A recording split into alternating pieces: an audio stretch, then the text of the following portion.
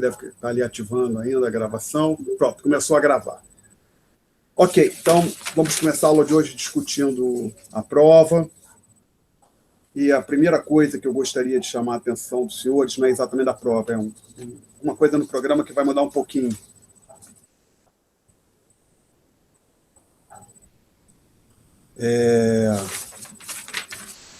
No começo da página, na segunda página do programa, o item 5, na verdade tem 4.d, na página 1, o subtítulo é Outras Informações do 4 em comando.d, e aí dentro desse 4.d tem o item 5. O aluno terá um prazo de 24 horas após a primeira aula subsequente à divulgação do resultado da P1, que seria hoje, para manifestar qualquer dúvida sobre a correção da sua prova. O prazo questão também se aplica a eventuais pedidos de vista ou revisão de prova. Vai ser um pouco diferente disso daqui. Quando eu redigi isso aqui, conforme eu tinha falado, estava conversando com alguns alunos antes da aula começar, eu tinha pensado que ia dar um jeito de colocar as provas num lugar na internet onde o aluno poderia pegar. Não está sendo feito assim. Então, vai ser um procedimento um pouco diferente. A gente vai discutir, vou falar da correção aqui, encerrada a discussão, que deve levar uns 10, 15 minutos, a gente tem aula normalmente, e depois que a aula acabar, o aluno que quiser ver a prova dele, me manda um e-mail pedindo para ver a prova.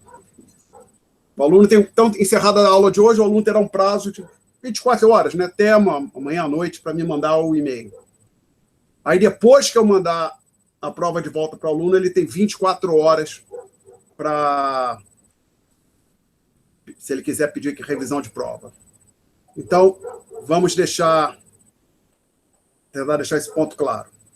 Vamos discutir a prova aqui. Encerrada a discussão da prova, a gente vai ter aula normalmente. Aí o aluno tem até amanhã à noite para me mandar um e-mail. Quem quiser ver a prova, pedindo, por favor, me envie a prova. Aí eu mando a prova de volta. E...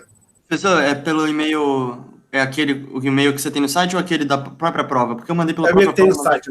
O da prova é só para a prova. Ah, tá, perdão. E-mail ensino@alexbecunha.com, tá? Aquele lá eu criei só para receber a prova. Na verdade, era para outra coisa antes que eu... Então, eu diria, aquele e-mail existia porque antigamente não existia a possibilidade de mandar e-mail para os alunos através do SIGA. Então, eu usava aquilo lá para criar um grupo de e-mail. Aí passei a usar o SIGA quando surgiu a possibilidade, mas como ainda tinha e-mail, pensei, vou receber a prova. Que o ponto é que, infelizmente, eu recebo muito e-mail por dia. Boa parte é inútil, mas eu recebo 30, 40 e-mails por dia. Aí, imagina, misturando prova com outros e-mails, então, deixa um e-mail separado para a prova, né?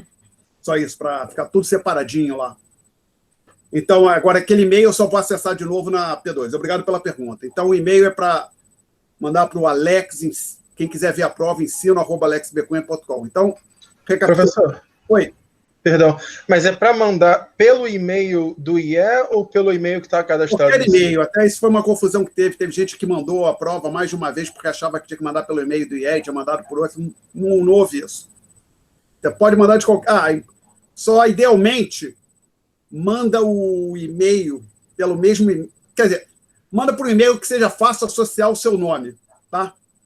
Que, por exemplo, se o seu nome é Alexandre Barros da Cunha e lá no e-mail, o endereço de e-mail e o nome que aparece não tem nada a ver com Alexandre Barros da Cunha, pode gerar uma dificuldade para localizar a sua prova, entendeu? E associar a prova ao e-mail. Você entendeu o meu ponto? Que, basicamente, eu estou imaginando que eu vou receber vários e-mails de gente pedindo a prova. Idealmente, eu vou olhar. Esse e-mail aqui é do fulano, a prova é essa. Eu te dou um reply, bato no botão de resposta, anexo o e-mail e mando. Mas se tiver que ficar alocando tempo para identificar quem é essa pessoa, para catar na pilha de prova, na pilha entre aspas, né, que está tudo digitalizado, tudo no formato, tudo digital, está tudo num folder. Bom, então, vamos discutir a prova.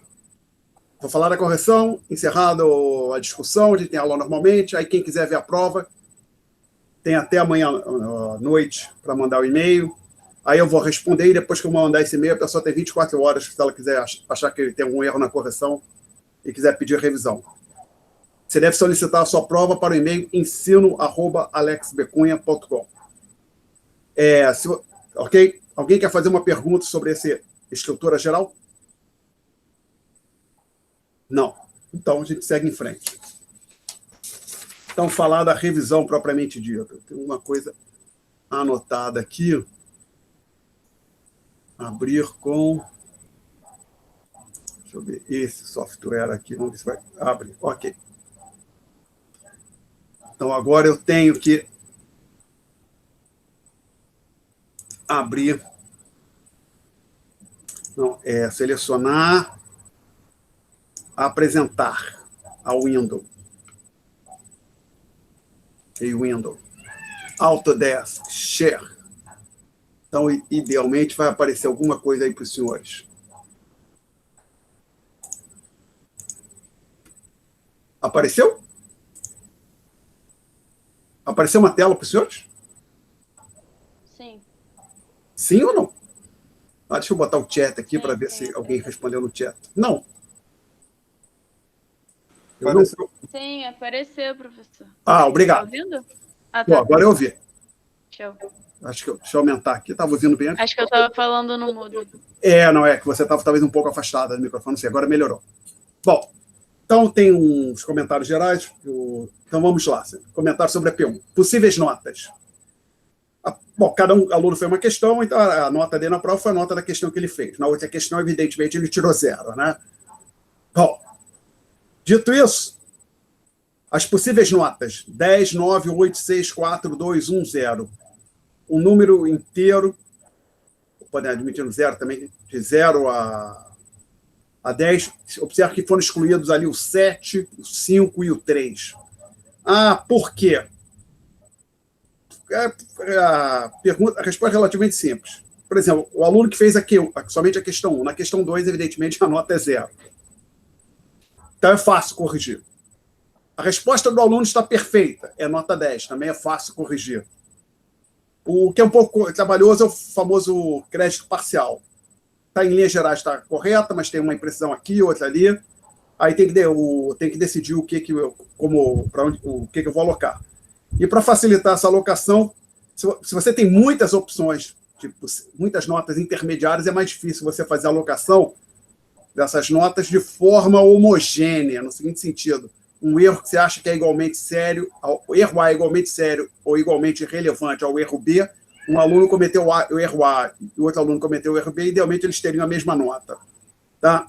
Então, para facilitar esse trabalho de atribuir o crédito parcial da maneira mais homogênea possível, facilita um pouco tirar essas notas parciais. Então, dito isso, 10, 9, 8, 7, 6, 5, 4, 2, 1, 0. Não tem nota 7. Se apareceu para você uma nota 7, houve algum erro. Então, ou você deveria ter 8 ou você deveria ter 6. Acho que isso não aconteceu com ninguém. Aí, se alguém for olhar a correção, tem um comentário geral ali, o chamado FG. Nem toda prova tem isso. Algumas provas está escrito lá, tem FG, quer dizer, fui generoso. Mas o que é isso? É só para uma referência para mim mesmo. Por exemplo, eu peguei uma questão, olhei, tinha alguns erros. Isso aqui, evidentemente, como tem esses erros todos, não é 10, também não é 9. Talvez não seja 8. Isso é 8, não é 4. Isso é 8 ou 6. Eu lembro para aquela prova, ela é 8 ou 6. Aí eu atribuo 8. Então, mas depois eu quero deixar registrado que naquela correção eu fiquei na dúvida se aquela prova em questão teria nota 8 ou nota 6. Ou poderia ser também com 9 ou 8. Isso aqui é 9 ou 8. Se ficou com 9, quer dizer que eu entendi que foi generoso ali naquele momento. Ok? Então, aquela anotação ali é mais para minha referência. Bom, então esse é o comentário geral. Qualquer uma das duas questões pode ter esse registro. Então, vamos falar, então, agora da questão 1, mas antes de eu falar da questão 1, alguém quer fazer alguma pergunta até aqui? Então, questão 1. Basicamente, a questão dizia o seguinte: todo mundo deve ter acesso ao gabarito, também tem a sua própria resposta, suas próprias respostas. Então, a questão é a seguinte: considere a versão básica do modelo monetário do balanço de pagamentos, discutir em aula, versão básica. Enuncie as equações constituintes desse modelo, ou seja, escreva as equações, são 3 equações. Em seguida, obtenha a sua equação fundamental. Por fim, utilize essa relação para discutir o impacto de uma redução em Y sobre o valor de longo prazo de E. Bom, questão realmente simples, não é complicada, mas tem umas sutilezas. Porque o problema é o seguinte, tem gente que olha para o gabarito das notas de aula, inclusive o gabarito agora, que eu divulguei para a prova, por exemplo, olhou para as notas de aula, não, da lista de exercício, ou alguém, digamos, que olhe numa prova antiga, se tivesse, e não se dá conta, por exemplo, com a expressão sintética, que, inclusive, no meu modo de ver, é desnecessária. Veja bem, gabarito, para mim, já não é resposta completa. Só é resposta completa para múltipla escolha, gabarito. Questão dissertativa, dizer que tem um gabarito, eu interpreto como a resposta, o gabarito de uma questão dissertativa contemplaria os pontos que deveriam ser abordados na questão, né? Mas não necessariamente uma resposta completa. Mas digamos que eu esteja errado, o gabarito deveria ser a resposta completa. Eu coloco aqui sintético para deixar claro. Isso não necessariamente é a resposta completa. E aqui acontece isso. Questão 1. Equações constituintes. Eu listo lá as 3 equações no gabarito. E depois eu coloco equação fundamental. Problema. No gabarito sintético, no sentido que o que está faltando aqui?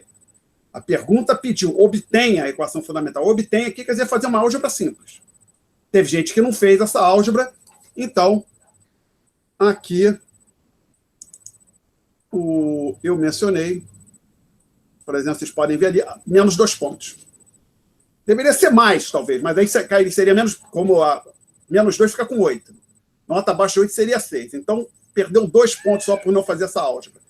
Ou seja, enunciou as 4 equações, perdeu 2 pontos, porque a 4ª equação a pessoa tinha que fazer umas continhas triviais para obtê-la. Perguntas até aqui? Não? Outro comentário. Eu botei aqui botei Q menos 2. Teve gente que escreveu um Q, mas o Q só aparece, que é a taxa real de câmbio, na versão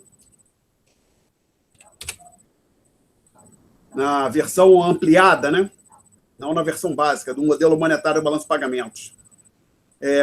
Onde veio um erro importante, inclusive porque a prova era com consulta.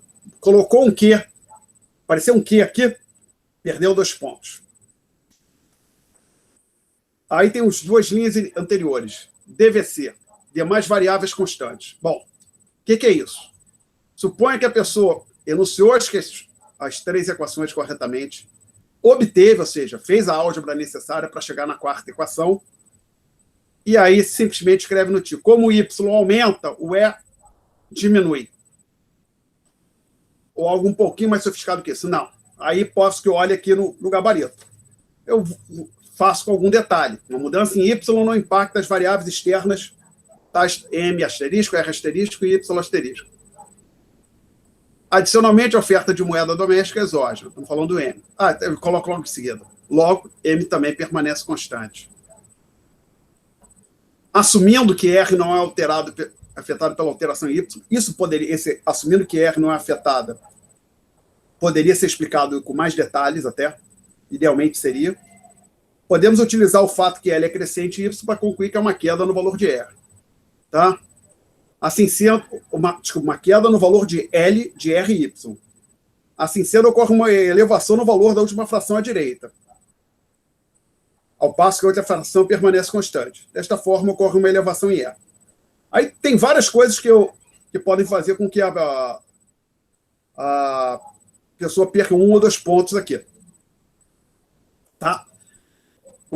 Que aí entra no próximo ponto que está ali, XP, explicação. Então, se tem escrito DVC, é porque eu acho que essa explicação das demais variáveis permanecerem constantes não ficou boa, ou foi até ignorada completamente, esse aspecto.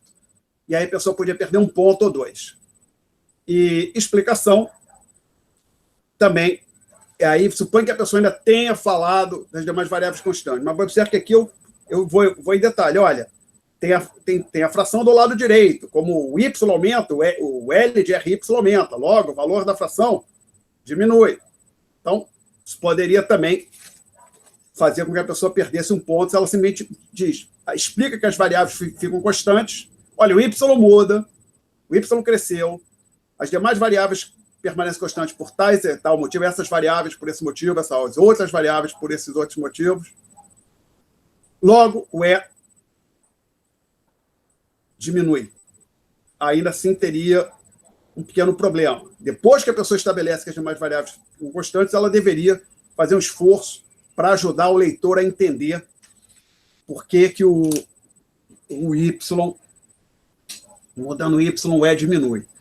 Aí vem assim, não, mas é trivial, é só a fração. Olha, não deve ser tão trivial assim, que às vezes tem gente que nem aula pergunta, por que o y mudou, o e muda? Olha aqui para a fração, o y aumenta, o L aumenta, logo o denominador aumentou, consequentemente a fração diminui, a outra fração ficou constante. Tá? Então, esses são os comentários que eu tenho sobre a questão 1. Alguém quer fazer alguma pergunta sobre esses comentários aqui? Outra coisa. O que acontece, pode acontecer também, suponha que, por exemplo, desculpa, quando eu vou corrigindo, eu vou marcando os pontos que a pessoa perdeu. Então, por exemplo, tem pelo menos uma prova onde isso aconteceu. Eu botei -1 com DVC, devido aos demais variáveis constantes, e -2, por exemplo, conta da álgebra. Perderia 3 pontos, teria nota 7, concordam? Mas eu não dou nota 7. A pessoa ficou com 8, mas eu botei o FG, tá? Então, o que acontece? Para algumas provas, ao longo, vou olhar todo o material, toda a página, ou as 2 páginas que o aluno mandou, vai ter -1 em algum lugar, -1 em outro lugar, -2 em outro lugar, tá? Então, tem que, basicamente, totalizar aquelas subtrações, eu coloco menos. Então, basicamente, a correção é algo do... Deixa eu ver se eu consigo fazer aqui. Abrir aqui o... Exames corrigidos. Não vou abrir uma prova de um aluno, evidentemente. Só um minuto que eu vou tentar fazer isso aqui agora. Não, me lembre para fazer isso quando eu terminar a discussão da questão 2. Pronto. Que eu vou ter que fechar vou ter que apagar isso tudo aqui. E aí a gente volta para isso depois, então. Bom, passar então para a questão 2, a menos que alguém queira fazer algo sobre a questão 1. Então, vamos para a questão 2. Aí eu começo assim, escrever bem é algo importante. Como eu disse, não que eu esteja esperando que a pessoa seja o Machado de Assis, não é isso. Mas realmente tem algumas pessoas que têm dificuldade na hora de redigir aquele texto, mesmo sendo curto. E aí, infelizmente, provavelmente acontece de perder ponto. Pode até ter pensado direito, mas na hora que foi escrevendo, o texto final não ficou bom. Então, basicamente, questão 2. Conforme o gabarito, o que tinha que ser feito? E até eu mencionei ali na questão 2. Resposta completa. Então, o contrário da questão 1, que eu entendo que alguma coisa não está lá, ou seja, a resposta no gabarito está incompleta, dentre outras coisas, está faltando a álgebra. Na questão 2 aqui, eu coloquei a resposta completa. Tem que desenhar aquele gráfico que ali está e ter uma explicaçãozinha curta. Teve gente que desenhou o gráfico perfeitamente, mas teve alguns problemas na explicação. E aí, o que acontece? Eu leio e avalio. Se eu achar que a explicação está ok, gráfico perfeito, explicação ok, 10 pontos. Gráfico perfeito, algum problema na explicação, pode ser 9, pode ser 8, conforme a minha avaliação. E aí, acontece de tudo, gente. Por exemplo, peço que os senhores olhem para o gráfico que tem no gabarito.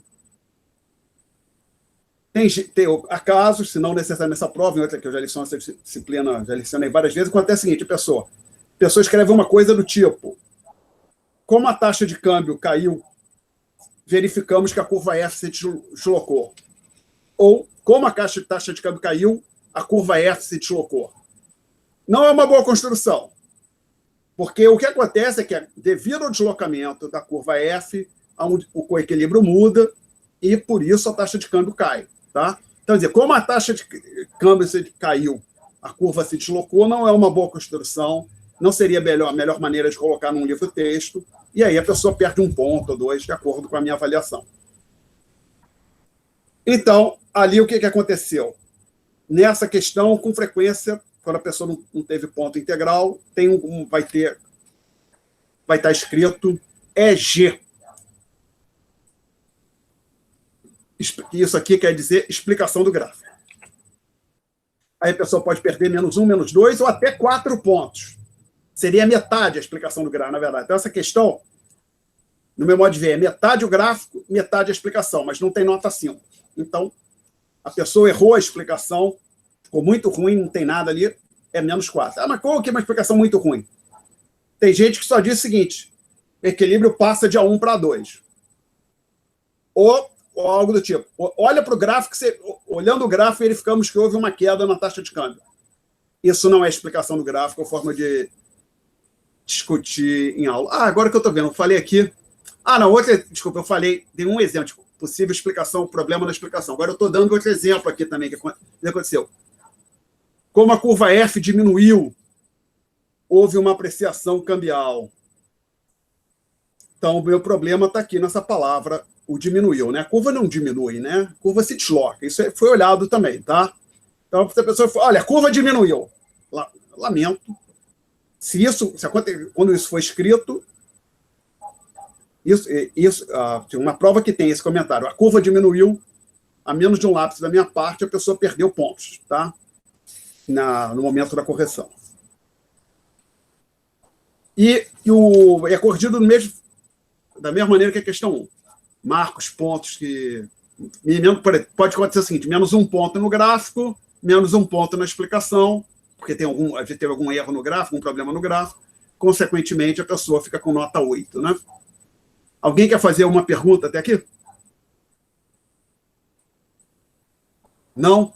Então vamos ver se eu consigo jogar aqui na tela um outro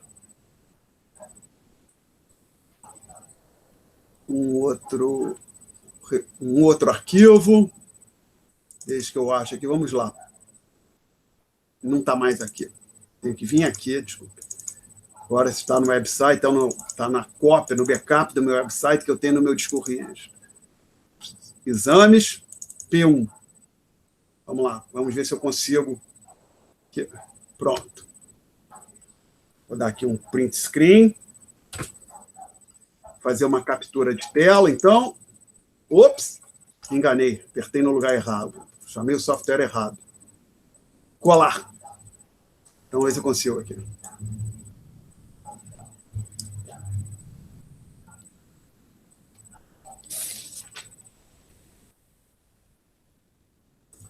Para colar aqui. Arquivo. Colar. Não, editar, colar. Ok. Cortei uns pedaços aqui. Acho que não está aparecendo tudo, mas dá para ter uma noção, né? Ok? Não sei porque não veio tudo que eu copiei e colei lá do outro. Não, deixa eu fazer o seguinte. Agora aqui, deletar. Não está deletando. Vou botar um novo. Não. Arquivo, colar. Não, é colar. Editar, colar. Ok, agora veio completo. Então, senhores, suponha que isso aqui fosse uma prova que eu estivesse corrigindo e eu achasse que aqui tinha um erro.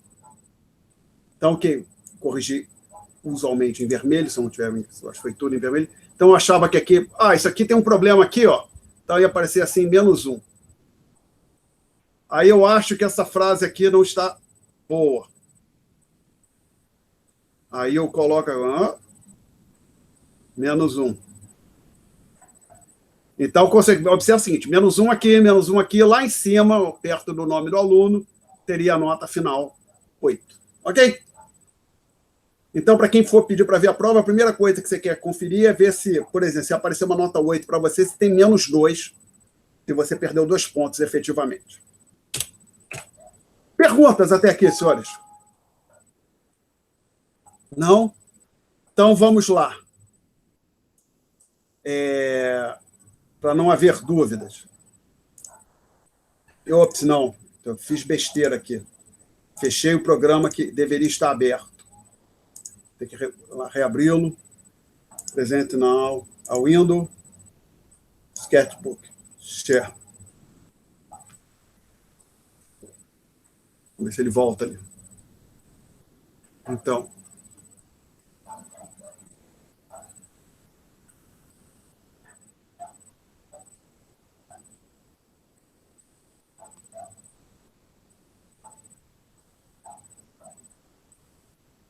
Então, tem esse e-mail lá no website, ensino@alexbecunha.com. Quem quiser ver a prova, me manda um e-mail até amanhã à noite, pedindo para mandar de volta a prova corrigida.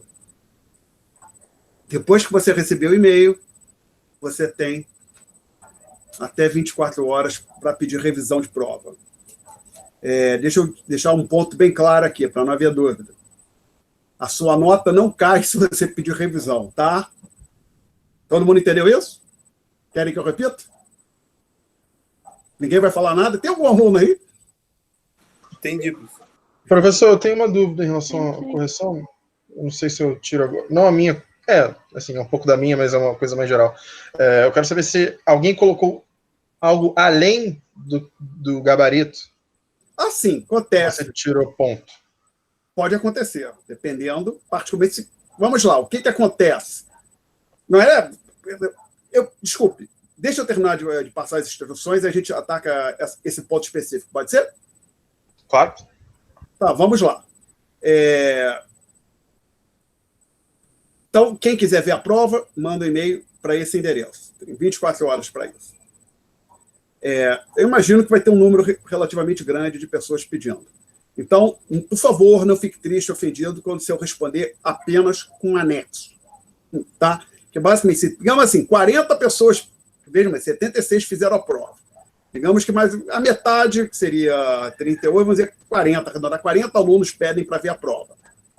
Se para escrever um textinho, prezado aluno, prezado fulano, aqui está a sua prova, me levar 2 minutos, eu posso poupar quase 1 hora se eu não escrever, simplesmente anexar o e-mail e mandar, tá? Então, a provável resposta para um pedido de quero ver minha prova, simplesmente vai ser receber a prova anexada sem nenhum comentário, tá? Peço desculpas por isso, mas isso vai ser algo um pouco trabalhoso, então já estou me antecipando aqui.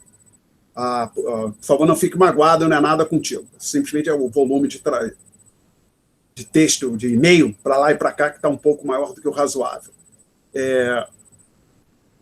Segundo ponto, ninguém perde ponto quando pede revisão. Basicamente, você tinha nota 6, pediu revisão, você vai ficar com 6 ou mais.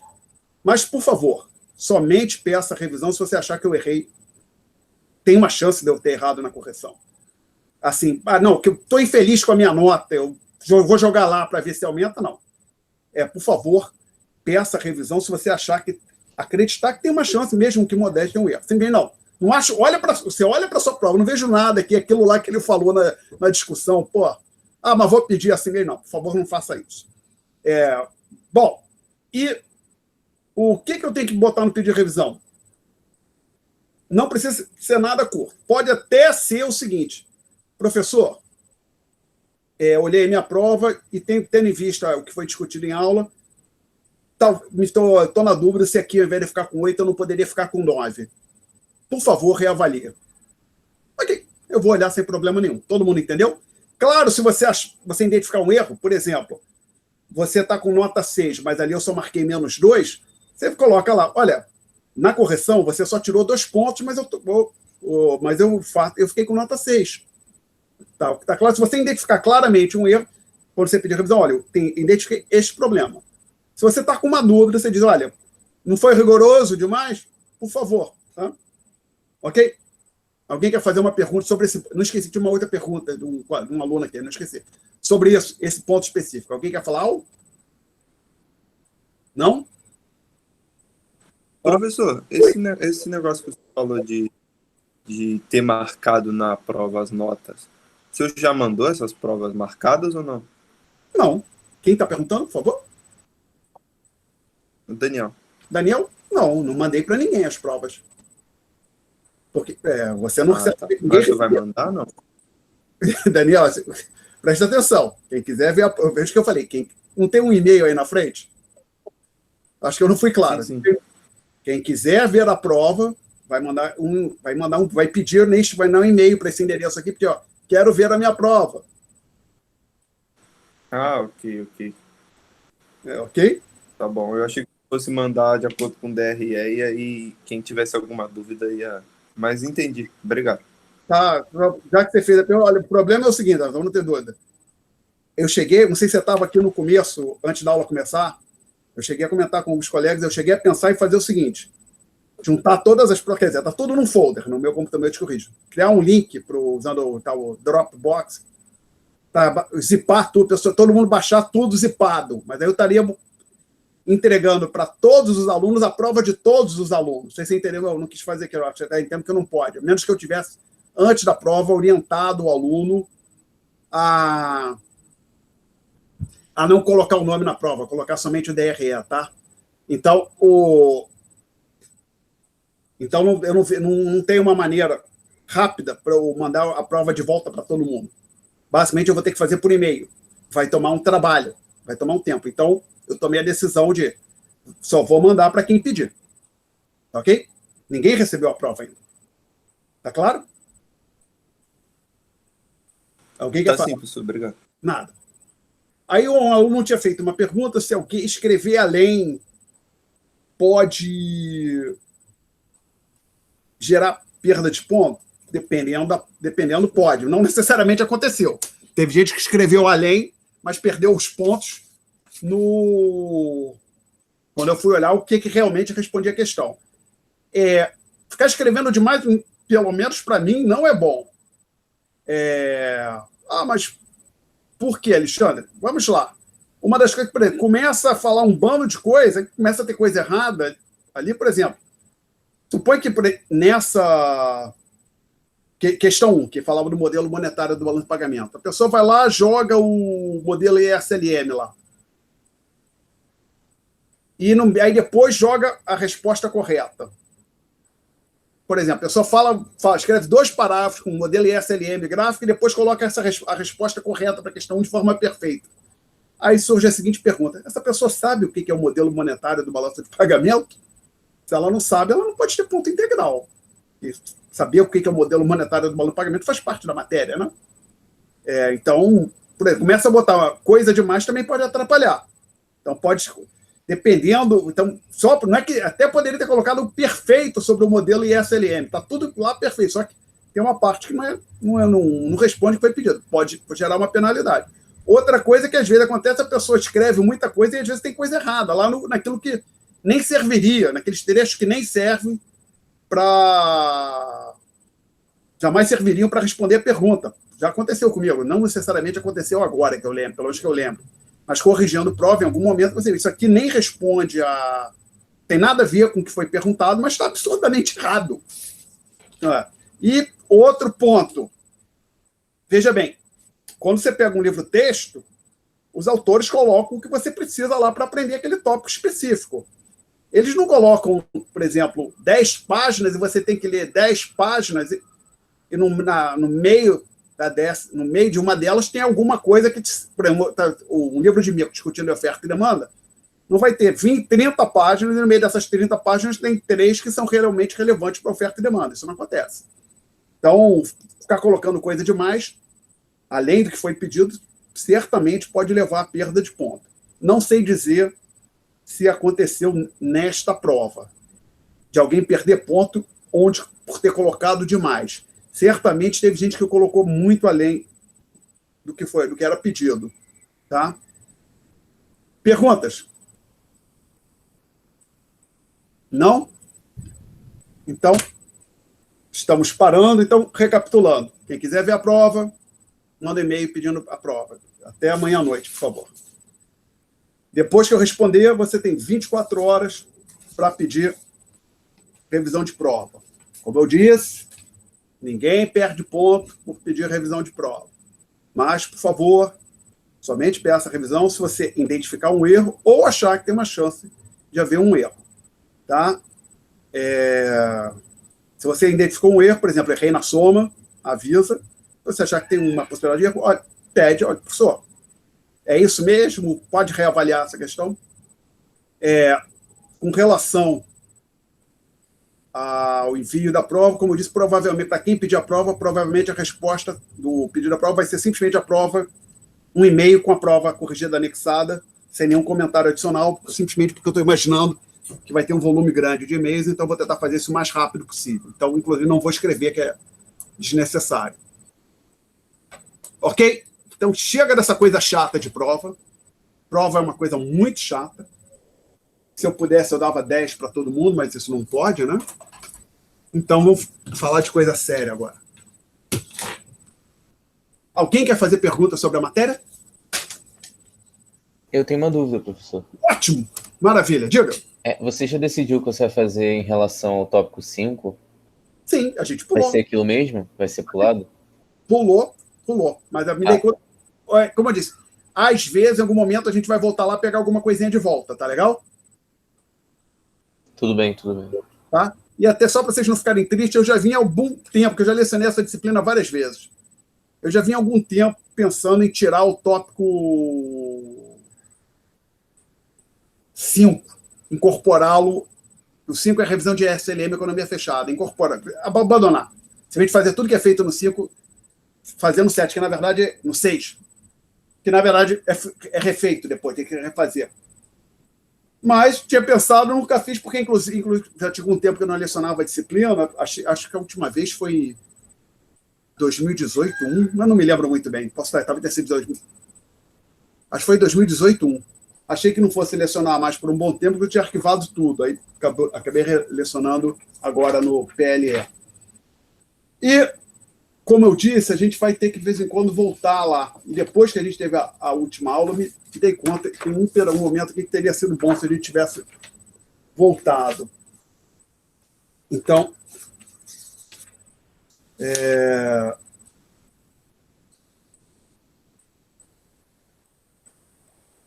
eu vou... Já vi aqui. No começo do tópico... A subseção... A seção 3 do tópico 5, ou seja, 5.3 com viés, está escrito o seguinte. Os senhores já ouviram falar, mas é bom lembrar.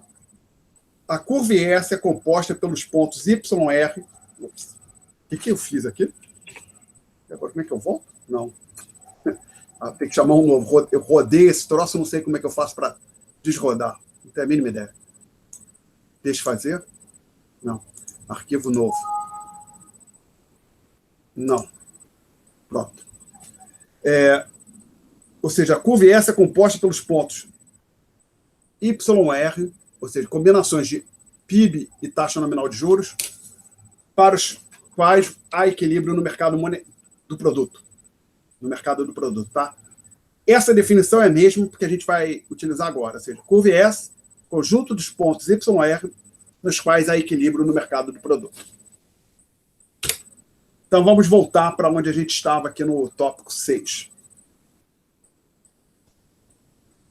A gente chegou na equação 5. Vamos recapitular isso aqui. Tem a equação 1. Deixa eu botar isso aqui, formar isso aqui em azul. Vou dar cor aqui.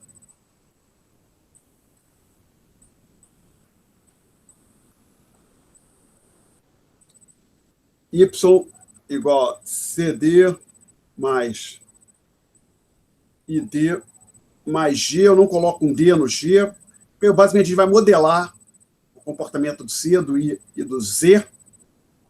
Lembrando, Z, só para refrescar a memória, Z igual a X menos X asterisco, onde X asterisco é exportação do resto do mundo, que são as exportações brasileiras.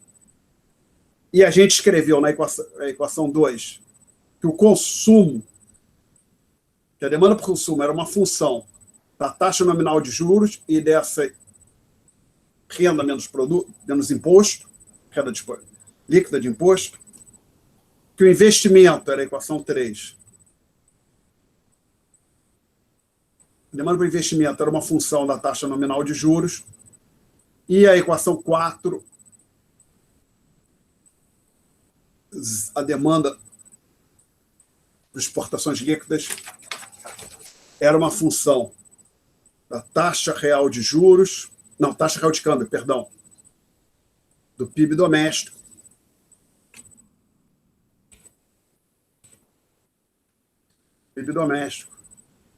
e do PIB internacional, do resto do mundo. Inclusive, a gente colocou muito consumo decrescente, ou talvez não dependa do R, crescente nesse argumento aqui, o investimento decrescente, Esse aqui é o decrescente no Y, crescente no Y asterisco e também crescente na taxa real de câmbio. Tá? Tinha umas outras hipóteses, mas são as principais. Então, depois que a gente discute essas equações, eu digo, combine as 4 equações acima e você vai então ter a seguinte expressão, que eu chamei de 5. Lado esquerdo, nada muda. Pega o lado esquerdo da equação 1. Mesma coisa. Simplesmente você faz, você substitui CD por isso aqui, YD pelo seu IR e o ZD pelo... aqui faltou um Z, né, gente? Por favor, quando tiver um erro, me avise, hein? Não quero passar vergonha no YouTube, não. Vocês gostam ou não gostam do professor? Então, se tiver errado, me avisa imediatamente. É feio ficar rindo de quem é velho.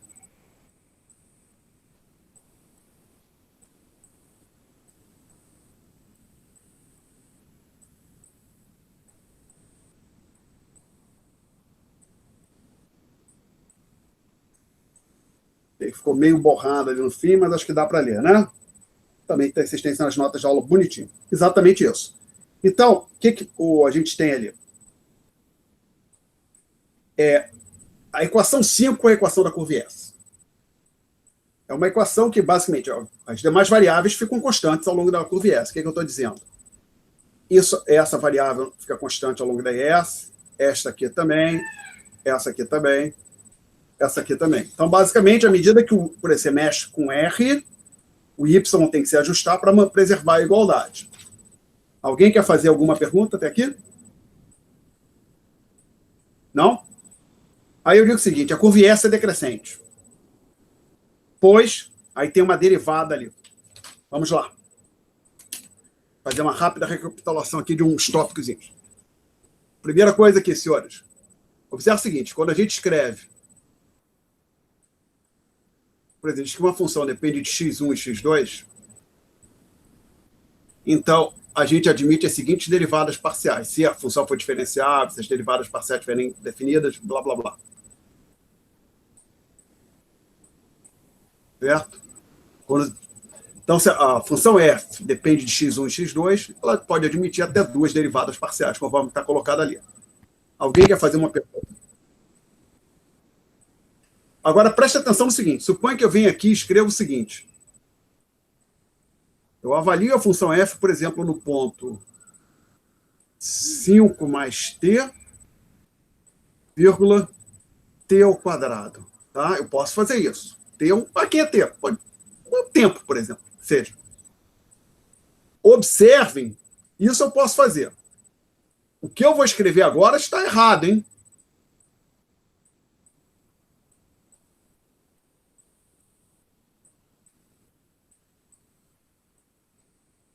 Isso aqui, essas duas coisas que eu escrevi aqui, está incorreto.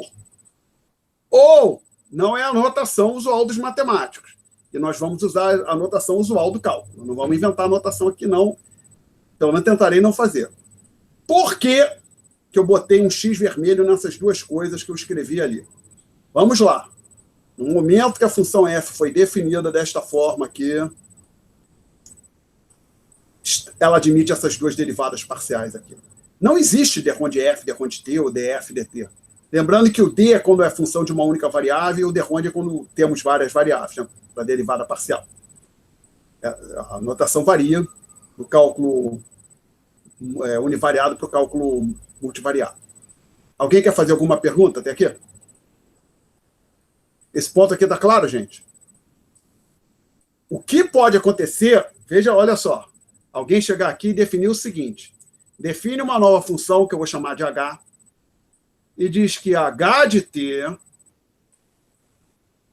é igual a f de 5 mais t, ops, isso aqui ficou errado, vírgula, t ao quadrado. Então, eu criei uma nova função que eu estou chamando de h. Como é que a gente obtém o h? O h depende do t e a expressão do h é dada pela expressão do f avaliada no ponto 5 mais t ao quadrado. Alguma pergunta até aqui, senhores?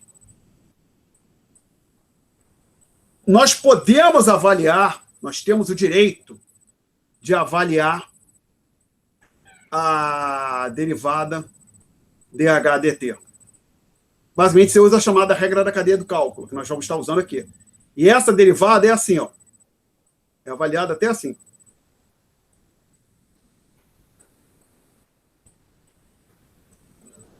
Na verdade, vou colocar de forma consistente.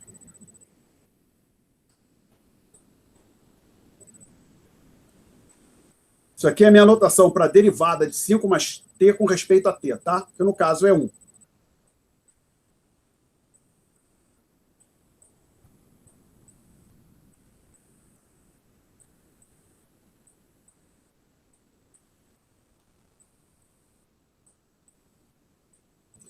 Ok?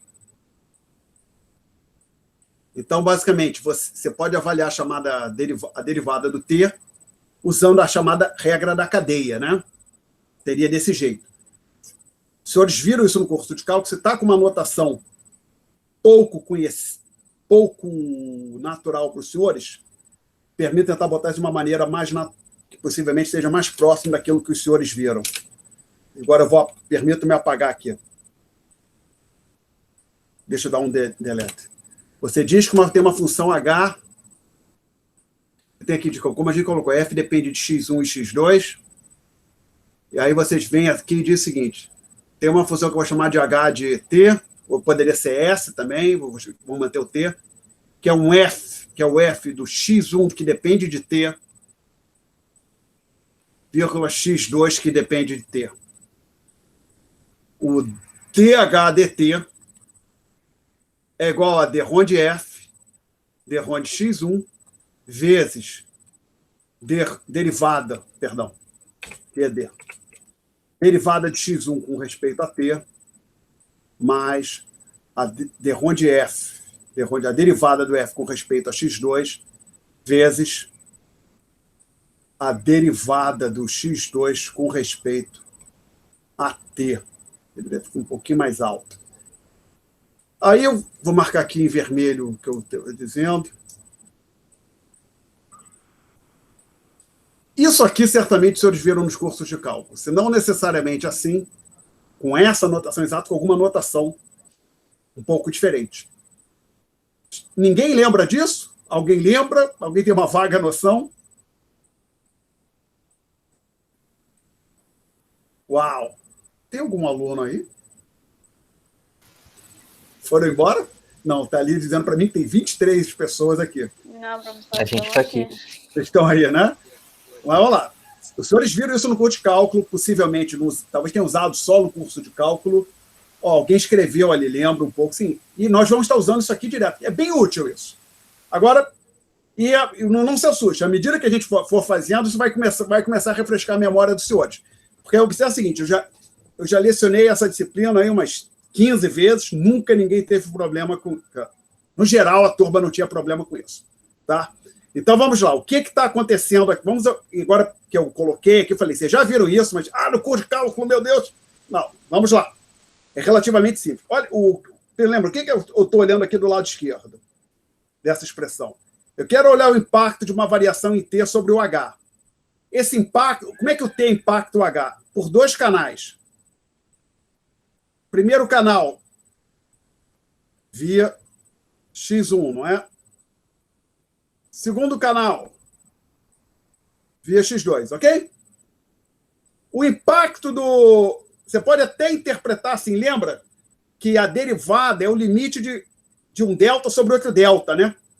Você pode até interpretar, mas não é isso, mas você pode interpretar assim, como se cancelasse um delta que tem aqui com outro delta aqui, e fica só df dt, mas é só sobre esse pedaço aqui, é só para o primeiro canal. E aqui seria como se tivesse cancelado isso aqui, mas não é bem isso, mas pode interpretar assim. Então, você tem um df induzido por um dt, mas via o segundo canal. Ok? Alguém quer fazer uma pergunta sobre isso? Bom, por que eu estou falando então disso? Porque a gente vai estar usando isso direto agora. Tá? E à medida que for fazendo, eu vou discutindo, eu acho que vai ficando claro com 5, 6, uns 3 exercícios que nós vamos fazer aqui. Perguntas? Não? Então, vamos voltar para as notas de aula. Então, tem a equação 5, e eu digo que, como já falamos, essa igualdade é a equação da curva S, e eu digo a curva S é decrescente, pois blá, blá, blá. Tem uma álgebra antes da equação 6. Vamos tentar tirar essa álgebra. Ops, alguém está com o microfone aberto com interferência. Vamos lá, 6. Deixa eu trocar a cor. Queremos chegar na equação 6. Oi. Oi, dúvidas? Oi. Ops, alguém está com o microfone aberto e já está conversando. Vamos lá. 5. Eu vou fazer o seguinte. Eu vou escrever a equação 5 desse jeito aqui.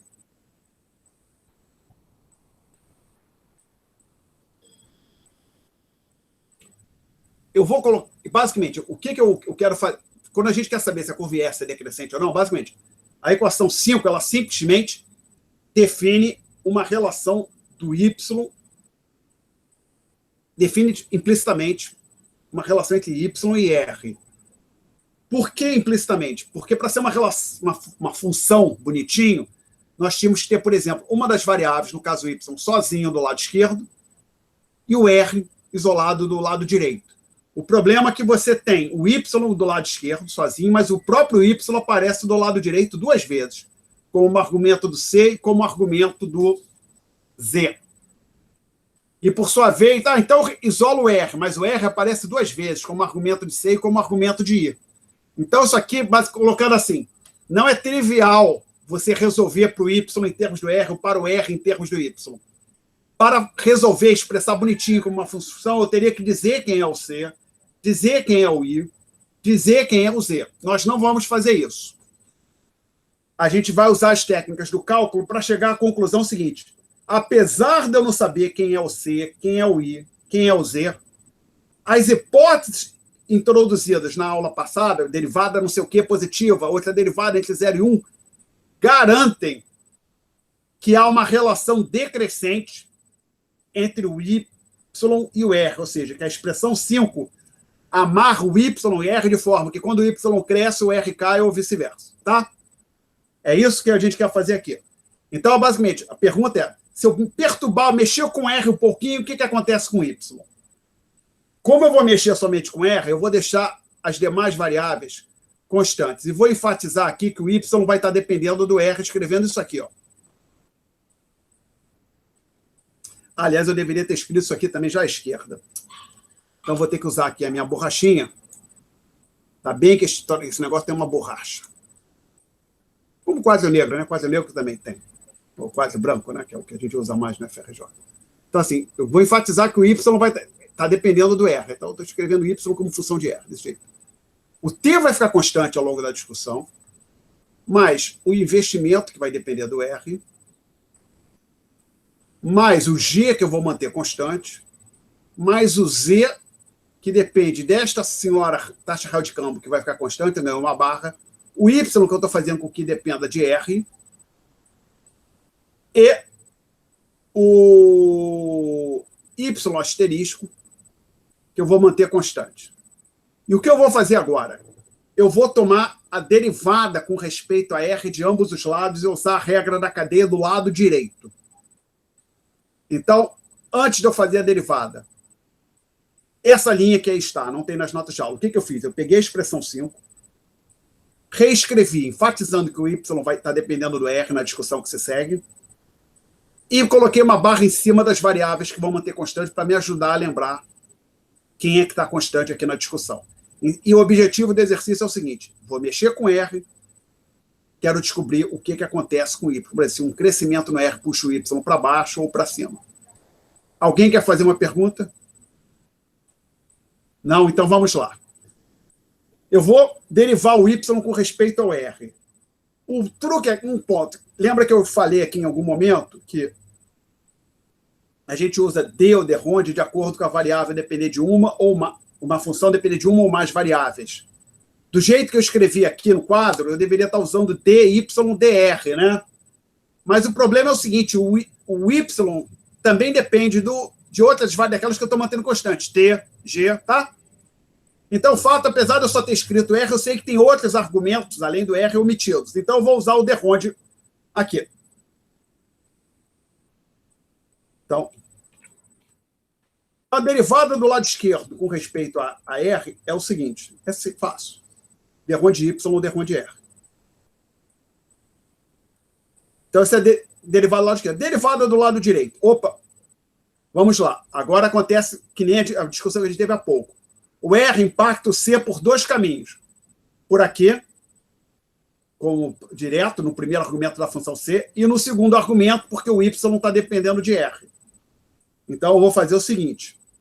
O primeiro canal é fácil. É simplesmente aquilo que eu tinha chamado de C1, lembra? C1 era a derivada do C com respeito ao R. Para o segundo canal, eu tenho que usar a regra da cadeia, que é C2 vezes a derivada de tudo que está ali no argumento, que é o Y menos T, T com barra, o Y dependendo de R, com respeito ao R. Perguntas até aqui, senhores? Não? Então, aqui eu usei regra da cadeia. Agora, aqui, nem regra da cadeia, só tenho lá, ó, o Y depende de R e a derivada do... Y não, desculpa, o I depende de R e a derivada eu chamo de Y'. Não uso nem subscrito 1, 2, porque só tem um argumento, eu posso usar a linha para denotar a derivada. Mais 0, porque o G ficou constante, então a derivada de G com respeito a 0 é 0, mais... O que é a derivada do Z com respeito ao R? Por aqui não vai acontecer nada, que essa variável está constante, a última, o Y está constante, o impacto tem um impacto através do Y. E, de novo, a gente usa a regra da cadeia. Z2 é a derivada do Z com respeito a Y, vezes a derivada do próprio Y com respeito ao R. Então, o que é? Vou continuar na... Perguntas até aqui? Vou continuar na próxima linha. Derronde Y, derronde R é igual a C1 mais C2. Essa derivada vai ser só derronde Y ou derronde R. Por quê? A derivada com respeito do T com respeito a R, T está constante, é 0.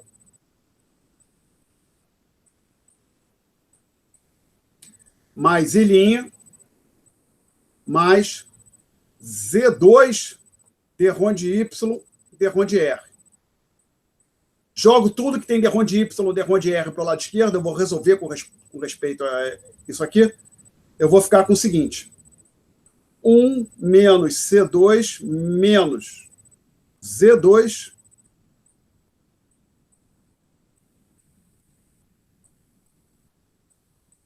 O professor William não é uma constante? Oi? O William não é uma... O I ou o I? Não é uma constante. O I é constante no modelo keynesiano básico. Tá? Quando você aprende o multiplicador keynesiano. No modelo ESLM, ele depende da taxa de juros. Se o I for constante, é o caso particular da IS vertical. É, IS vertical, né? Não é isso? Isso. Ok?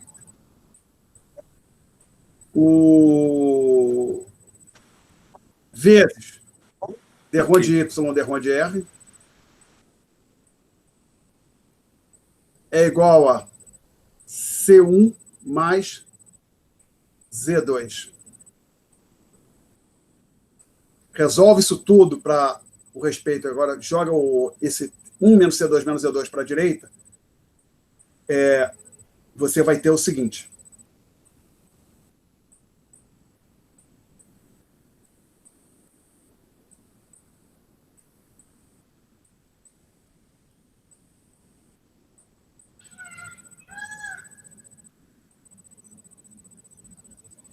Eu escrevi aqui desse jeito. Vou botar conforme está nas notas de aula, tá? Coloquei só um minutinho. E isso aqui, essa última equação é a equação de número 6. Diga. Onde é que foi para o I, Guinho? O I, obrigado. Temos um aluno, pelo menos um aluno está prestando atenção. Isso aqui, né? Errei. Inclusive, a equação 6 é diferente do que eu tinha colocado aqui. Não sei nem copiar das notas de aula. Tá na hora de eu parar de dar aula, eu acho. Não tem mais condição, não. Obrigado. Seja lá, eu não percebi quem falou, mas muito obrigado. Bom comentário. Sempre que você achar que tem um erro, me avise. Para poupar a vergonha. Poupar o nosso tempo e me poupar a vergonha lá no YouTube. Está correto agora? O que os senhores acham? Acho que agora sim, né? Então, e aí eu coloquei aqui um menor que 0. Tá? Então, vamos lá. A expressão 6, na verdade, se for olhar para a expressão 6, tem duas coisas ali. Eu estou dizendo que a derivada parcial é igual a essa fração que eu vou marcar aqui em vermelho agora. Isso a gente acabou de fazer. Ou seja, acabei de mostrar que a derivada parcial efetivamente é igual a isso aqui. E tem o sinal de menor que eu ainda não discuti. Vamos lá. Vou botar em verde agora.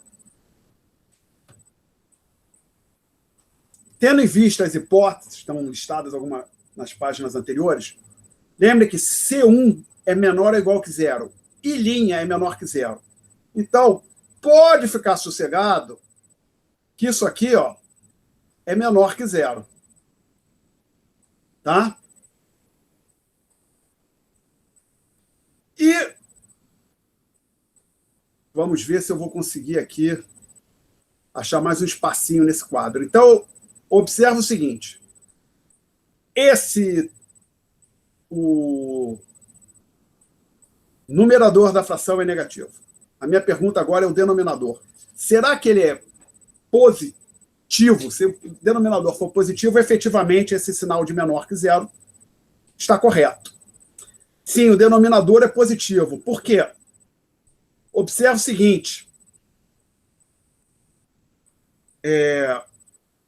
Eu escrevi ali embaixo, 0 é menor que C2, não, 0 é menor que C2, mas C2 é menor que 1. Então, aqui vai acontecer algo agora, que eu acho que... Deixa eu ver se eu consigo... Se eu finalmente aprendo a apagar isso aqui. Não, eu vou tentar isso um outro dia. Eu sempre fico de tentar isso, mas...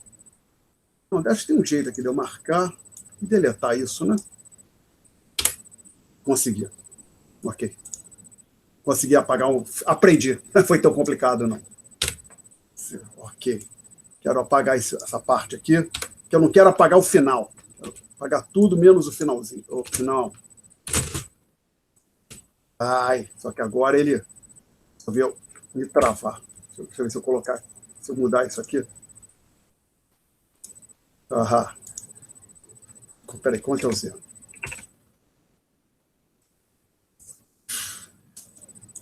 Aqui acontece algumas coisas nesse programinha que depois eu não consigo parar de... Bom, vai ficar aquela telinha, ele tem uma tela, não sei se está aparecendo um quadrado ali à direita que meio que travou. Vamos ver o que acontece aqui se eu escrever aqui à esquerda.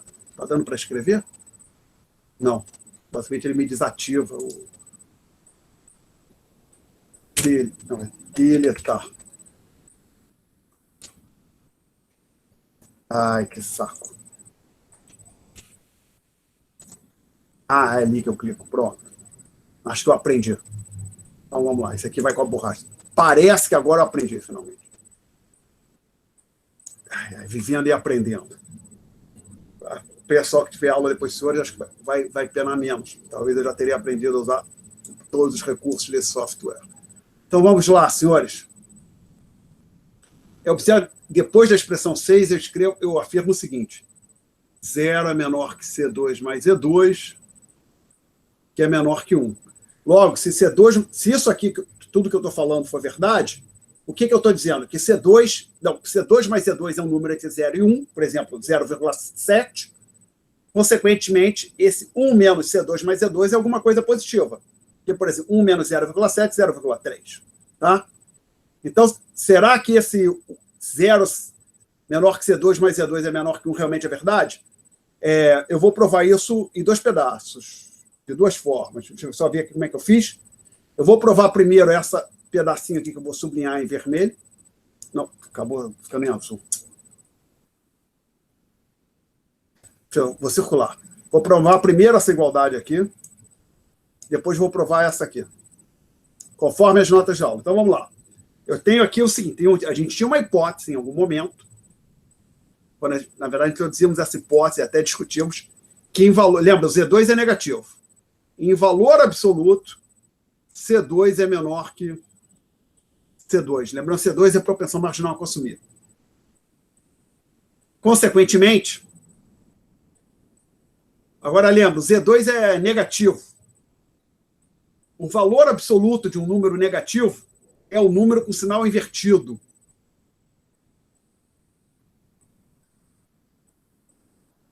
O que eu estou dizendo? Vou fazer aqui embaixo um rascunhozinho.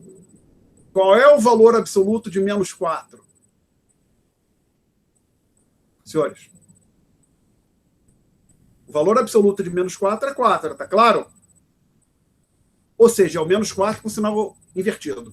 Então, lembra, o valor absoluto de um número negativo é sempre aquele número negativo em questão com sinal invertido, passado para positivo. Então, assim, Z2 é negativo, o valor absoluto Z2 é o Z2 com sinal invertido, com menos na frente. Consequentemente, você passa o Z2 para o lado direito, você fica que 0 é menor que C2 mais Z2. Tá? Perguntas? Não? Então, a primeira desigualdade que está aqui, essa aqui, ó, está feita. E a segunda desigualdade? Não é muito complicada. É só ver se eu consigo deletar mais um. Fazer um rascunhozinho assim. Se eu digo o seguinte: x é menor que y, eu tenho direito de escrever o seguinte: x menos 5 é menor que y. Concordam? A minha afirmativa lá em cima à direita. Eu estou dizendo o seguinte: eu sei que x é menor que y. Consequentemente, eu sei que x menos 5 também é menor que y. Todo mundo tá satisfeito? Todo mundo concorda com esse passo que eu estou dando? Alguém quer reclamar? Não, concordamos. Obrigado. Então, eu vou fazer algo parecido aqui. Que, veja bem, por hipótese, C2 é menor que 1. C2 é a pressão marginal a consumir, a gente assumiu que ela é menor do que 1. Consequentemente, C2 mais Z2 também tem que ser menor que 1. Lembra que o Z2 é negativo. Tá certo? Então, se essa aqui é verdade, isso aqui também tem que ser verdade. Que basicamente é como se o Z2 fosse o menos 5 que tem lá em cima à direita. Tá? No caso, tem que ser, Z2 também tem que ficar em valor absoluto, tem que ser 0 e 1, né? Por conta dessa hipótese que em valor absoluto ele é menor que C2. Então, Z2 não pode ser menos 10, tá? Senão o valor absoluto Z2 seria 10, que seria maior que C2. Perguntas? Professor, esse Z2 significa importação, não é? Ou não? Z2 não é bem... Z é exportação, exportações líquidas. Peço que você olhe para a expressão 4 no começo da página 5 das notas de aula. Não, sim, mas no caso ele é negativo, né? Então seria... Ele é negativo. Mas seria como se fosse importação, ou não? Não, não é importação. Vamos lá. Só uma coisa, eu já te digo que, então, o que é. Peço que eu aguarde um pouquinho. Sobre essa contareba aqui no quadro, alguém quer fazer uma pergunta sobre esses cálculos? Perguntas? Não, então eu vou apagar esse quadro, hein? Apaguei. Esse eu sei fazer. Se puder apagar tudo, eu consigo. Agora responde a pergunta ao aluno. Vamos, só cuidado. Vamos lembrar. Z é igual a x menos x asterisco, que alguns livros chamam de x menos m, que aparece lá na definição do PIB, lembra? Eu não usei m, porque a gente já está usando aqui o m para moeda, então a gente não deve ter a mesma letra denotando duas variáveis diferentes, tá? Não é uma boa ideia. Então eu chamei de x asterisco. E o que é o x asterisco? X asterisco são as exportações do resto do mundo, que são as importações brasileiras, tá legal? E aí a gente tem a hipótese seguinte, que esse saldo das exportações líquidas depende, é uma função da taxa real de câmbio, do y e do y asterisco. É crescente nesse aqui, decrescente nesse, crescente nesse. Ou seja, dizer esse sinal de menos aqui, já usando as ferramentas, falando em derivada, a gente está dizendo o seguinte, que isso aqui é verdade, tá legal? Derrom de Z, derrom de Y é menor que 0. Isso aqui é o tal que eu chamei de Z2. Derivada do Z com respeito ao seu segundo argumento. Tá? Não é exatamente importação.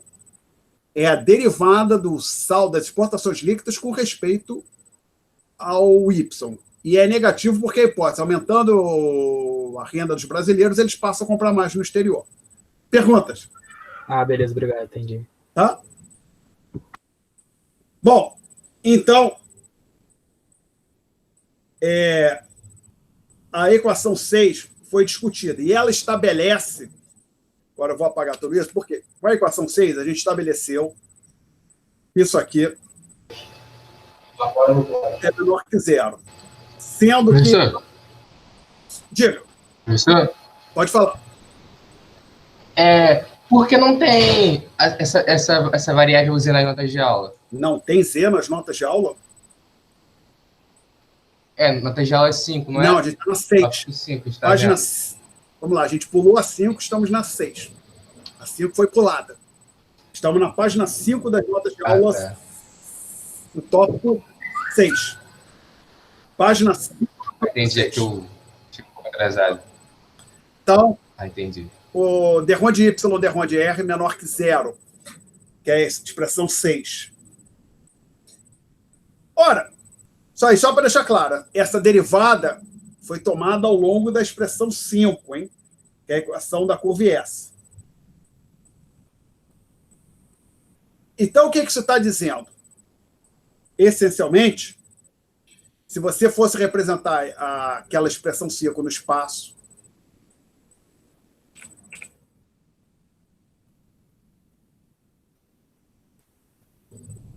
YR, existe uma relação decrescente entre as duas variáveis, ou seja, a curva S é decrescente. Não necessariamente uma linha reta. Se não me falha a memória, a gente vai sempre desenhar a IS como uma linha reta. Aqui, de propósito, eu botei um pedacinho sinuoso. Como sempre, não vamos estar lidando aqui com os casos específicos, aqueles casos bem particulares, casos de limite IS vertical, IS horizontal, não. E porque a gente vai fazer aqui, a gente pode assumir que a curva S é uma linha reta, tá? Mas não necessariamente é uma linha reta. Alguém quer fazer uma pergunta? Não?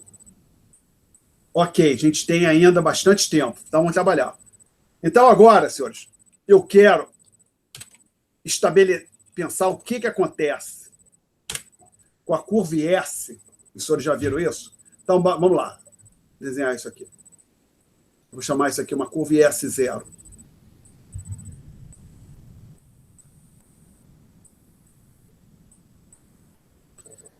Subjacente à curva S0, o G tem a seguinte hipótese, está num patamar G0. Mas aí eu digo que agora o G é igual a um G1, que é maior que o G0. Aí vou me perguntar, o que acontece com a curva S? Em economia fechada, os senhores sabem, a curva S se desloca para a direita. A mesma coisa vai acontecer aqui. E nós vamos obter isso usando, de novo, as ferramentas do cálculo, de forma similar àquela que nós utilizamos para obter a expressão 6. Alguém quer fazer alguma pergunta? Não? Então, é isso que nós vamos fazer. E o truque aqui vai ser o seguinte. Vou dar o truque aqui vai ser o seguinte. Marca aqui um valor R0, que eu vou chamar de tio.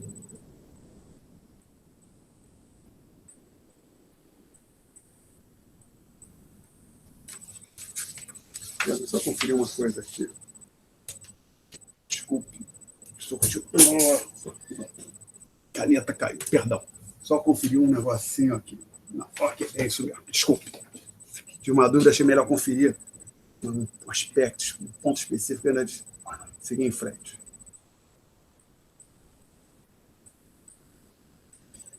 Tem um valor, desculpa, que eu chamei ali, botei R0, não preciso do zero. Só preciso desse tipo, trocar de lugar, botar ele mais próximo do gráfico. Tem um certo patamar da taxa de juros que eu estou chamando de R-til. Tá? Aí eu peço que os senhores olhem então para esse ponto que eu vou marcar em vermelho aqui agora. Então, estamos olhando para a curva S0. Então, nessa situação que eu estou usando, a qual estou associando o índice 0, quando G é igual a G0, se, olhando para o que está ali no gráfico, aquilo quer dizer o seguinte: se a taxa de juros for R-til, para que haja equilíbrio no mercado de produto, Y terá que ser igual a Y0. Então, vou repetir. Se a taxa de juros for igual a R-til, para que haja equilíbrio no mercado de produto, o Y tem que ser igual a Y0. Alguém quer fazer uma pergunta até aqui? O que a gente vai fazer aqui vai ser o seguinte. Eu vou... desculpa, perdão.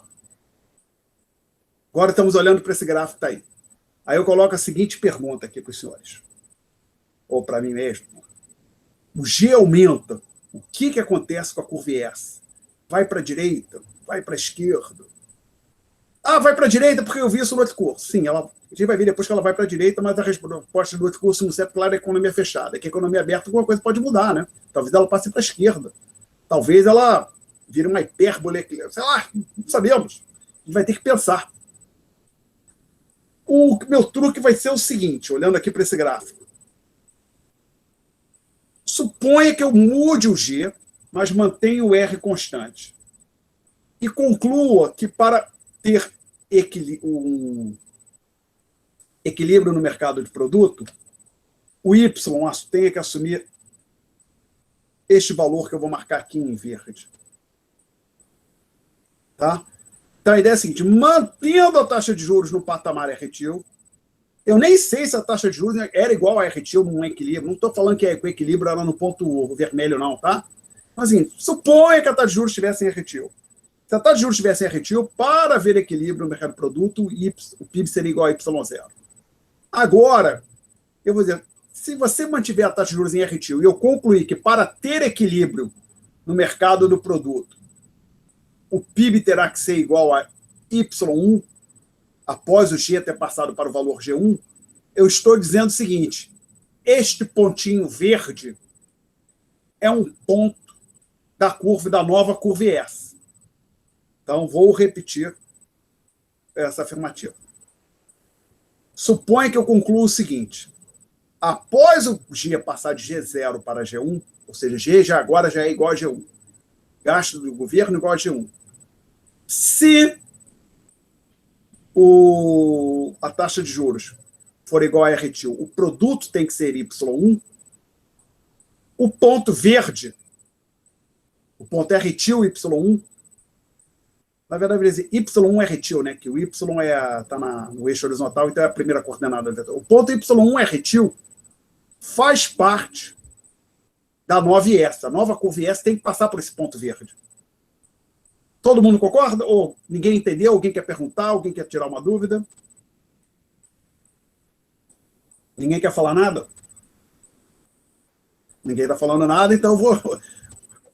Oi. Professor, a gente está analisando primeiro só a IS, né? Sem falar de LM. Sim, com a LM a gente vai falar dela depois. E depois vamos falar da então beleza. Que não tem economia fechada, tá? Estamos falando só da IS. Tá? Show. Estamos discutindo as propriedades da IS. Bom, agora observe o seguinte. Eu fiz isso para um ponto genérico R-til. Eu poderia ter pego esse R-til onde eu quisesse. Aqui poderia ser qualquer um. Se isso vale para um R-til genérico, vale para qualquer R-til. Consequentemente, eu concluiria que a curva IS se desloca dessa maneira aqui. Tá? Então, é isso que nós vamos fazer agora. Ou seja, basicamente, o que eu quero fazer, para completar o argumento desse gráfico aqui está, eu quero mostrar que, efetivamente, mantendo o R constante, um aumento em G aumenta o Y. Vou repetir. Eu quero mostrar que, mantendo o R constante, um aumento em G leva a uma elevação no Y. Ok? Não tem perguntas, então vamos passar para fazer o nosso trabalho. E a gente pega de novo o ponto de partida, a expressão 5, que é a equação da curva S, e eu vou escrevê-la de uma forma que vai ser conveniente para mim. Eu vou escrevê-la assim. Do lado esquerdo vai virar Y de G, porque eu vou fazendo o G variar, e isso vai afetar o Y. As demais variáveis vão ficar constantes. Então vai ser C. O R vai ficar constante. Eu tinha usado til lá, agora aqui eu vou permitir usar barra. O Y está dependendo de G. O T de tatu não muda. Lembra? Carga tributária. Mais I, que depende do R, mas o R não vai mudar. Mais G, que vai mudar. Mais Z de Q, que não vai mudar. Ops, aqui faltou uma vírgula. Y de G, vírgula, Y asterisco, que não vai mudar. Perdão, o padrão ficou um pouco borrado ali. Tá? Um pouco torcido. O pedacinho final aqui não ficou legal. Vou tentar reescrever aqui, ocupando menos espaço. Desculpa. Afinal de contas, isso vai para o YouTube.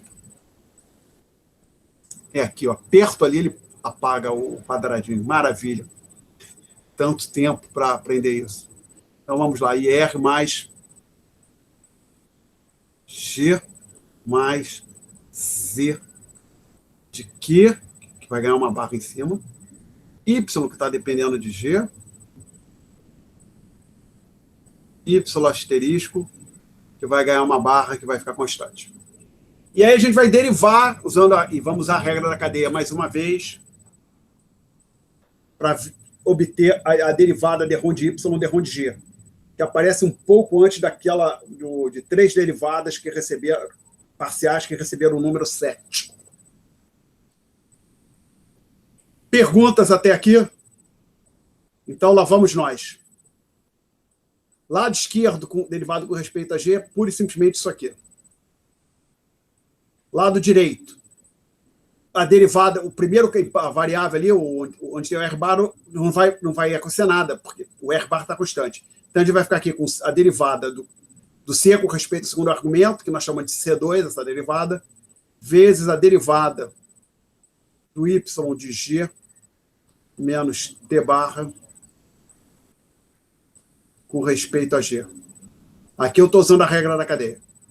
Mais 0, porque aqui o R é constante, mais derivada de G com respeito a 0, de G com respeito a G é o popular número 1,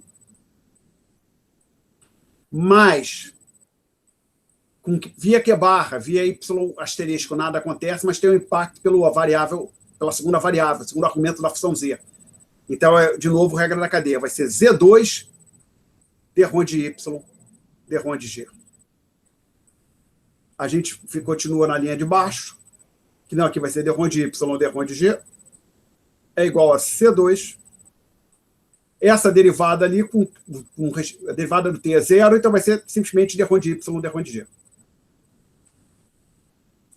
Mais 1, mais 0, eu não escrevi, Z2, d de Y, d de G.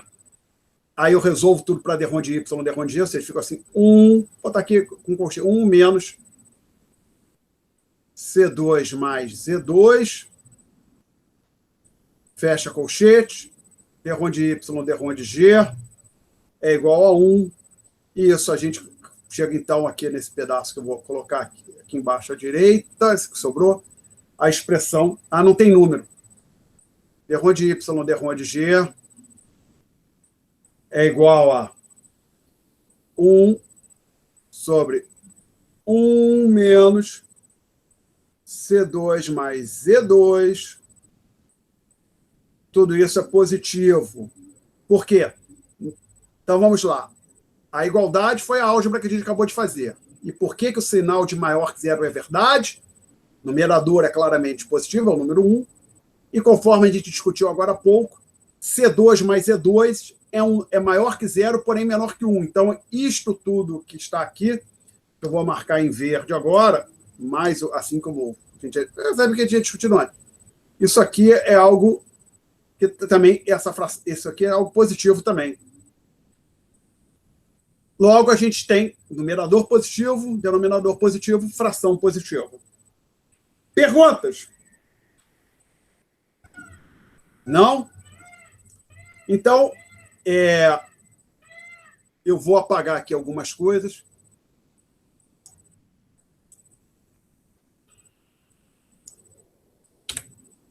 Uau! Finalmente. pensar que foi tão simples. Fiquei aqui clicando outro dia, alguns dias já tentando aprender isso, e estava com dificuldade. Você sabe por que para não sei se aparece para os senhores os quadradinhos que eu estou aqui apagando. Para você se livrar do quadradinho, eu ficava dando essa, tentando bater, tem que ver aqui. Aqui. Pronto. Então, vamos lá, senhores.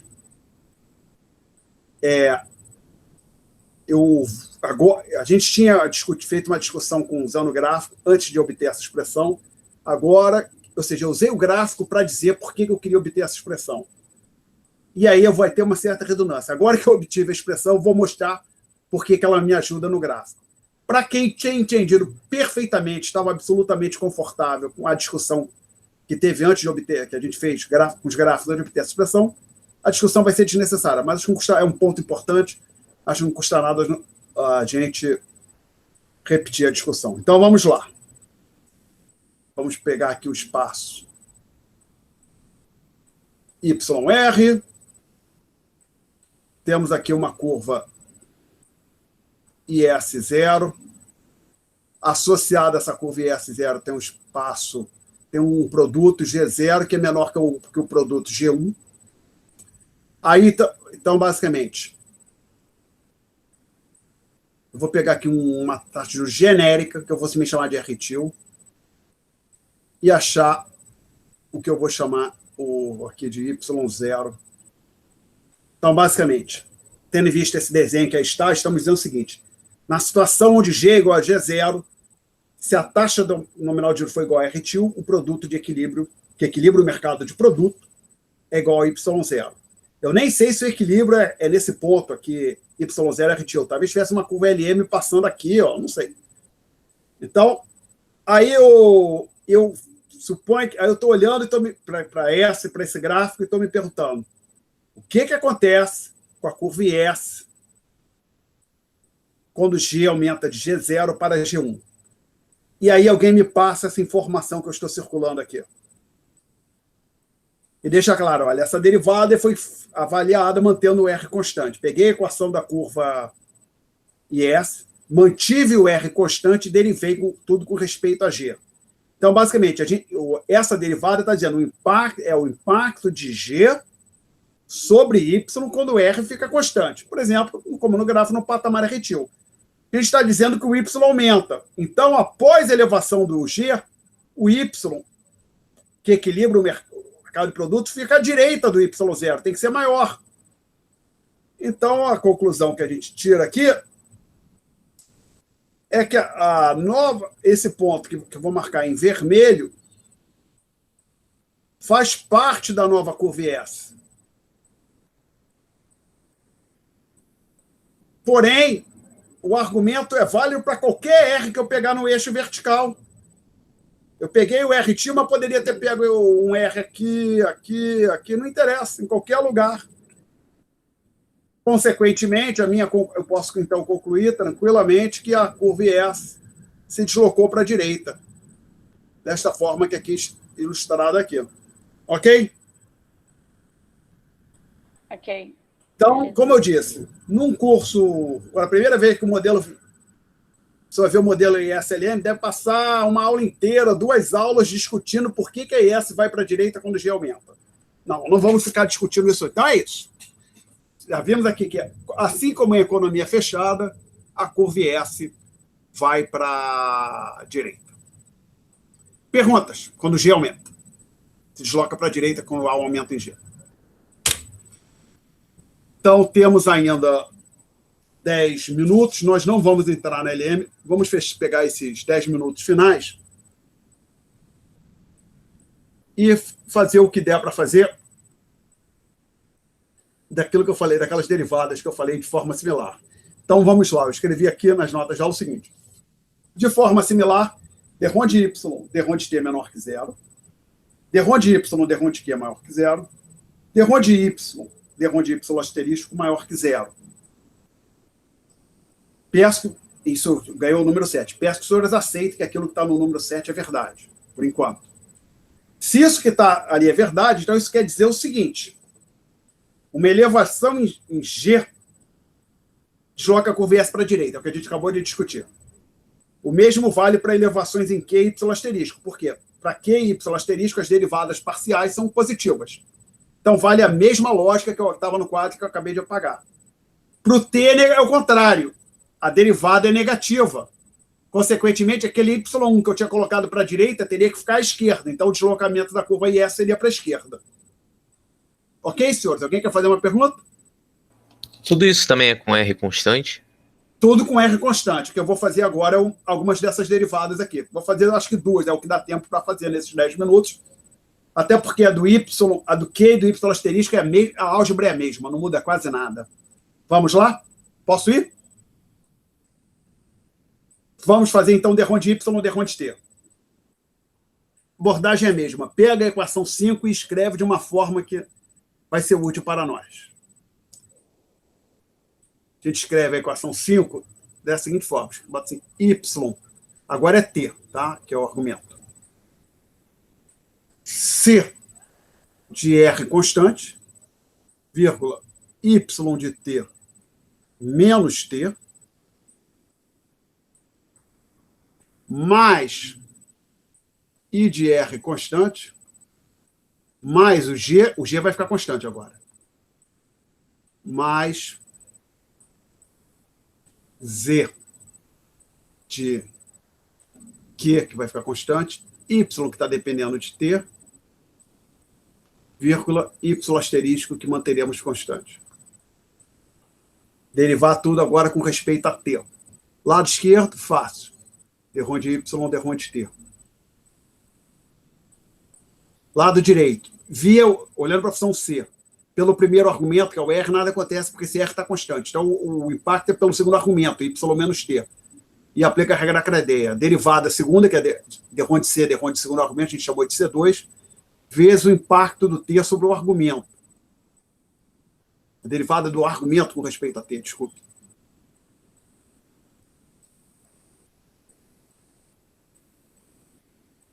Mais zero de novo. O R está constante, o G está constante, mais o impacto é só pelo argumento o Y. Vai ser Z2, derrom de Y, derrom de T. E continuar, então, aqui à esquerda. Derrom de Y, derrom de... T é igual a C2, essa derivada de Y de T menos T vai ser, vou manter esse constante, vai ser isso aqui, ó. Menos 1, hein? A derivada de T com respeito a T é 1. Mais Z2, derrom de Y, derrom de T. Então, a gente vai escrever aqui agora o seguinte.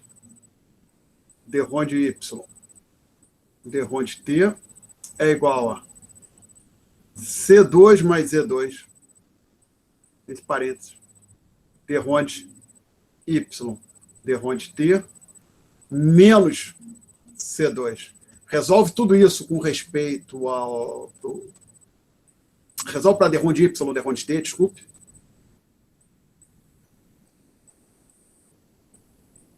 Vamos ter... desculpe, pulei um pedacinho, não pulei porque ia pular. Vamos fazer aqui.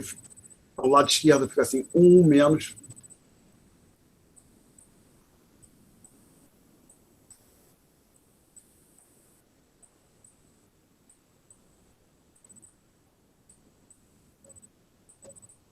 E aí?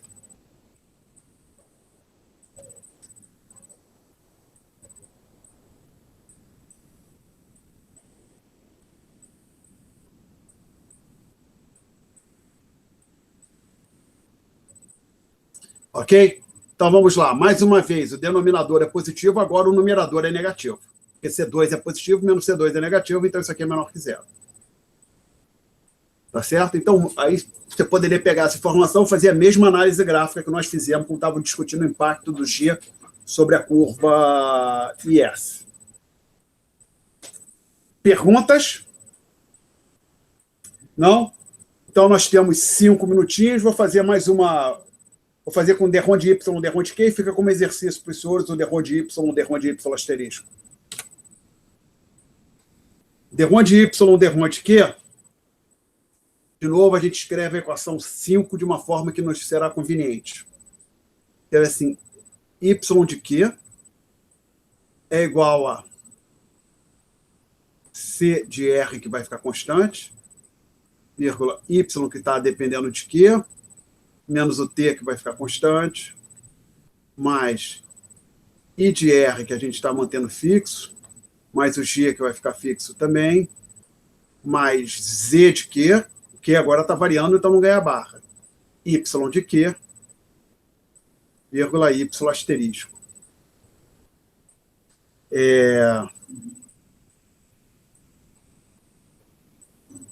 Vamos lá, derivar isso aqui. Derrom de Y, derrom de Q do lado esquerdo, lado direito, mais uma vez, pelo primeiro argumento do C, o R, nada acontece, pelo segundo argumento, a gente aplica a regra da cadeia. Então, vai ser a derivada do C com respeito ao segundo argumento, que é o C2, que multiplica a derivada do segundo argumento, que eu estou escrevendo inteiro aqui, com respeito ao quê? Mais 0, mais que o I não vai mudar porque o R está constante, o Z não vai mudar, o G não vai mudar, perdão. E agora aqui o IQ impacta por 2 caminhos. Pelo primeiro argumento, onde ele aparece sozinho, e como pelo fato de ele estar impactando o Y.